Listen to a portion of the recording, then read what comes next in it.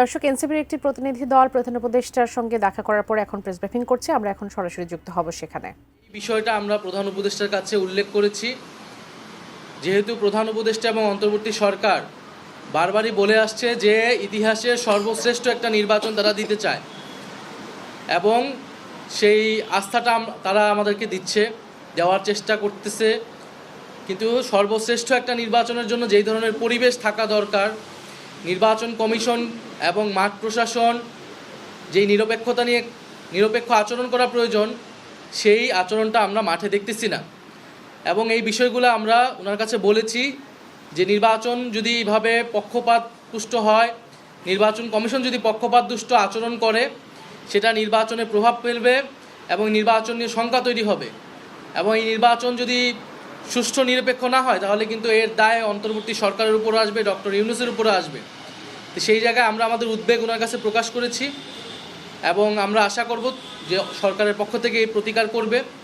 আমরা ইলেকশন কমিশনের কাছেও এই বিষয়গুলো বরাবর বলে আসছি। আমরা আবারও যাব ইলেকশন কমিশনের কাছে, কারণ আমরা চাই 16 বছর ধরে বাংলাদেশের মানুষ ভোটাধিকার দিতে পারে নাই এবং বাংলাদেশে এই যে ফ্যাসিবাদ কায়েম হয়েছিল এর অন্যতম গুরুত্বপূর্ণ কারণ হচ্ছে এই নির্বাচন কমিশনকে দলীয়করণ করা হয়েছে, নিরপেক্ষ আচরণ করতে পারে না, মানুষ ভোট প্রদান করতে পারে নাই এবং বিভিন্ন যে নির্বাচনগুলো হয়েছে যেই নির্বাচনের প্রতি জনগণের কোনো আস্থা ছিল না।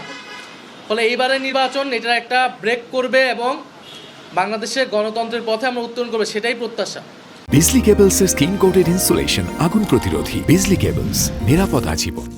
তো গত 2 দিন ধরে আমরা যা দেখতে পাচ্ছি যে নির্বাচন কমিশন দ্বৈত নাগরিকত্ব যাদের রয়েছে এবং ঋণ খেলাপির দায়ে যারা অভিযুক্ত তাদের বিষয়ে আইনের দৃষ্টিতে কোনো সুস্পষ্ট অবস্থান নেয়নি, বরং তাদেরকে আইনের ফাঁকফোকর দিয়ে, সংবিধানের ভুল ব্যাখ্যা দিয়ে কিভাবে ইলেকশন করতে দেওয়া যায় সেই চেষ্টা তারা করেছে এবং এই চেষ্টাটা খুবই স্পষ্ট তারা করেছে বিএনপির চাপে।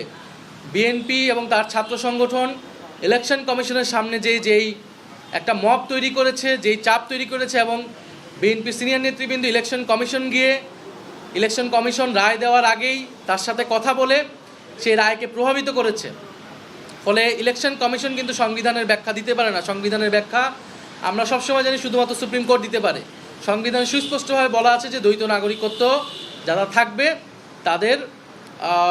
তারা ইলেকশনে অংশগ্রহণ করতে পারবে না এবং এই দ্বৈত নাগরিকত্ব ত্যাগ করা বলতে কি বোঝানো হবে এটাও সুপ্রিম কোর্টের ব্যাখ্যা আছে। কিন্তু ইলেকশন কমিশন নতুন একটা ব্যাখ্যা গতকালকে দিল। এই ব্যাখ্যা ইলেকশন কমিশন আসলে দিতে পারে না এবং এই ব্যাখ্যাটা এই কারণেই দেওয়া হয়েছে যাতে বিএনপির এই প্রার্থী বা দ্বৈত নাগরিকত্ব রয়েছে এই প্রার্থীগুলোকে যাতে ইলেকশনের সুযোগ করে দেওয়া হয়। আমরা খুব সুস্পষ্টভাবে প্রধান উপদেষ্টাকে আজকে বলেছি এই দ্বৈত নাগরিকত্ব বিএনপিতে অনেক রয়েছে, জামাতেও রয়েছে, আরও অনেক দলে থাকতে পারে।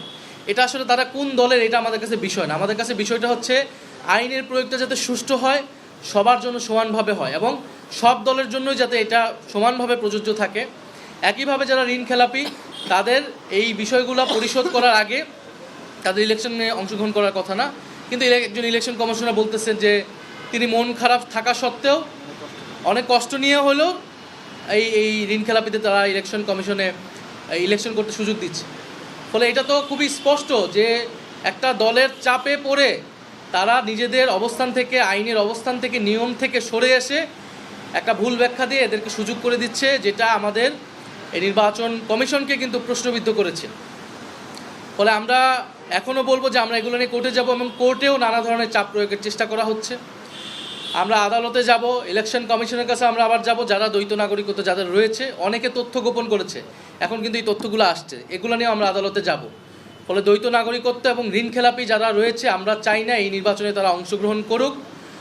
আমরা চাই যে যারা নির্বাচনে যে আইন, বাংলাদেশের আইন অনুযায়ী যারা বৈধ হবে তারাই কেবল নির্বাচনে অংশগ্রহণ করবে। আগামীর বাংলাদেশ, আগামীর সংসদে আমরা কোনো ঋণ খেলাপিদের এই সংসদে দেখতে চাই না। ফলে এবং আরেকটি শোকজের বিষয়টা আসিফ মাহমুদ বলেছে যে যেখানে আমরা ইলেকশন কমিশনের প্রশ্ন নিরপেক্ষতা নিয়ে কথা বলতেছি এবং একটা রাজনৈতিক দল হিসেবে এই বিষয়গুলোকে তুলে ধরা আমাদের দায়িত্ব, সেক্ষেত্রে সেই সময় আমাদের এই বিষয়গুলো তো তারা কোনো আমলে নিল না, বরং আমাদেরকেই তারা শোকজ দিল। অর্থাৎ আপনি এই দেশে আইনের কথা মানতে বলবেন, আপনার উপরই আইনের ভুল প্রয়োগ করা হবে।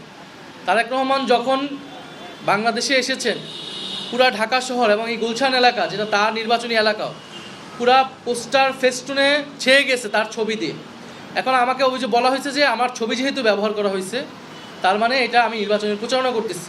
তাহলে এটা বাংলাদেশের আইনে আরপিএর কোন আইনে আছে এটার ইলেকশন কমিশনের বলা উচিত।